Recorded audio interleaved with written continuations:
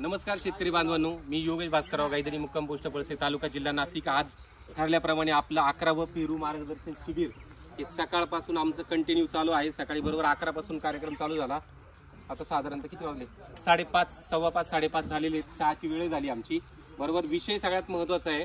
बरोबर हे 11वं मार्गदर्शन शिबिर आहे। हे करताना ऑन फील्ड आमचं थेरी तर सगळी कंप्लीट झाली, पण ऑन फील्ड आपल्याकडे सगळ्या महाराष्ट्रातले सगळे शेतकरी आलेले आहेत।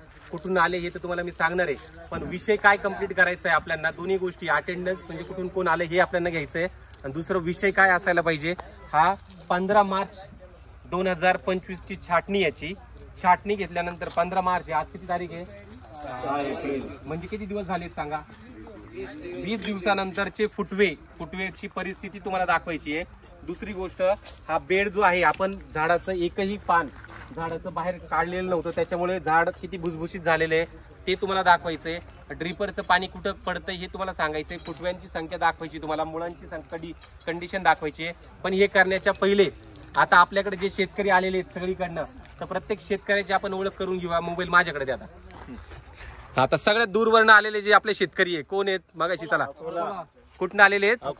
अकोलावरून आलेले शेतकरी, त्याच्यानंतर यवतमाळवरून आलेले शेतकरी, त्याच्यानंतरचे अरे गुजरात। भाई आपको सब समझ में आए क्या? मराठी में था लेकिन ओके। गुजरात वरून आलेत। गुजरातच्या नंतर थांबा, त्याच्यानंतर नांदेड वरून आलेले आहेत। नांदेडच्या नंतर अरे छत्रपती संभाजीनगर नाही, छत्रपती संभाजीनगर। त्याच्यानंतर हा साताऱ्यावरून आलेली आहेत। बरं ही जोडी आलेली आहेत बघा, बरोबर ना?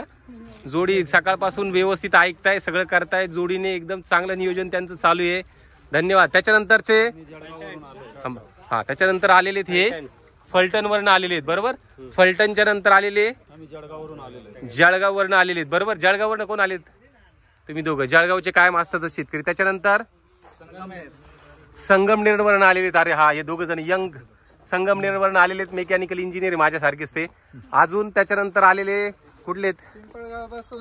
पिंपळगाव बसवंत आपल्याच इथं। बरोबर, त्याच्यानंतरचे पुढचे शेतकरी कोण आहेत?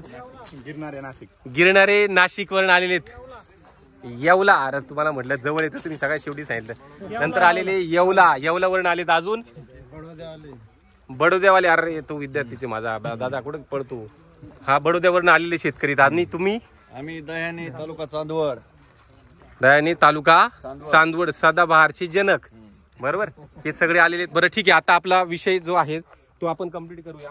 जसं तुम्हाला मी सांगितलं बघा, पेरूचं जर तुम्ही सगळ्यांनी एकदा बघा, ये इकडं। आता याच्यात जर तुम्ही बघितले तर प्रत्येकाला फुटवे किती दिसताय बघा, प्रत्येक फांदीला दिसताय का फुटवे? इथं छाटणी घेतली होती, 1 2 3 4 5 6, एका फांदीला किती फुटवे? 6। आणि प्रत्येक फुटव्यामधनं तुम्ही जर बघितली ना, कळी बघा, याला किती कळ्या आहेत? 2, याला किती कळ्या आहेत? 2, याला किती कळ्या आहेत? 2। असं जसं पुढे जाणार तेवढ्या कळ्या इतक्या आहेत। म्हणजे तुम्ही कळ्यांचं वगैरे आहे प्रॉब्लेम कुठेच काही दिसतोय का? नाही। छाटणी केल्यानंतर सगळ्यात महत्वाचं जे आता मी शेतकऱ्यांना सांगतो, मी स्वतः करतो तेच, तुम्ही छाटणी करणार आहे तर छाटणी करताना पानं काढायची आहेत का? नाही। आता खाली पानं पडताय, दिसतंय का सगळ्यांना? बरोबर, हे पानं पडतायत। पानं पडणं म्हणजे हा ऑर्गॅनिक कर्ब आपला।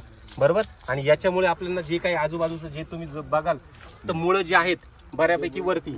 बरोबर, आता हे इथं मुळं जर तुम्ही बघितलं तर हे मूळ दिसतंय, हे बघा, आता डायरेक्ट दोरीच निघते बघा, दिसते का? म्हणजे हे याचा अर्थ काय? Healthy root. आता हे जे रूट जे आहे ना, आता हे रूट याला आपण म्हणतो हेल्दी रूट, दिसते का? या सगळ्या, आता याच्यात पुढे गाठ वगैरे दिसते का? इथपर्यंत दिसते का? गाठ दिसते का कुठं? बरोबर, सगळ्यांनी बघा, दिसते का? असं जर राहिलं तर तुमच्या झाडाला प्रॉब्लेम येणार नाही, लक्षात असू द्या। आणि हेच जर याला जर गाठी वगैरे जर राहिल्या, तर गाठी जर असेल तर तुमचं झाड प्रॉपर अन्नद्रव्य देणार नाही। म्हणून 15-20 दिवसात तुमचे फुटवे एवढे आलेत, लक्षात राहू द्या। फुटायलाच प्रॉब्लेम येतो, त्याच्यामुळे हे करायचं नाही। म्हणून बेड बरोबर करायचं आहे। छाटणी घेतल्यानंतर तुम्हाला करायचं काय मध्ये, तरी मला अजून याच्यावरती काय टाकायचं आहे? भर टाकायची आहे, प्रॉपर येणार आहे। आणि ड्रीप मी एकच ठेवलेलं आहे, फक्त 9x4 ची लागवड आहे। आणि ड्रिपर किती ठेवले फक्त याच्यात, म्हणजे एक ह्या बाजूला पाणी पडतंय झाडाच्या, इकडच्या बाजूला पाणी पडतंय। तसं केलं तर 2 लाईन पण आपण बसवू शकतो। दुसरं, हे ड्रिपर तसं थोडंसं इकडे असायला पाहिजे होते, खाली मी शिफ्टिंग केलंय ऑलरेडी खालच्या याच्यामध्ये, तर ते याच्यामध्ये आता मी शिफ्टिंग करून घेणार आहे इकडे थोडीशी ड्रिपर शिफ्टिंग।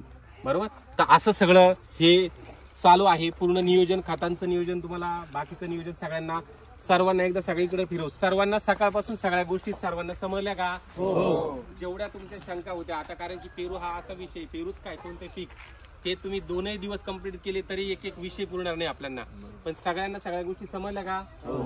काही कुणाला प्रॉब्लेम? बरोबर, हे सर्वांना समजलं? ओके, चला चालू आपण पुढचा याच्याकडे जाऊया. धन्यवाद सगळ्या शेतकरी बांधवांनो. प्रत्येक महिन्याच्या पहिल्याच रविवारी, ते पण माझ्याच इथं असणारे पेरू मार्गदर्शन शिबिर. धन्यवाद.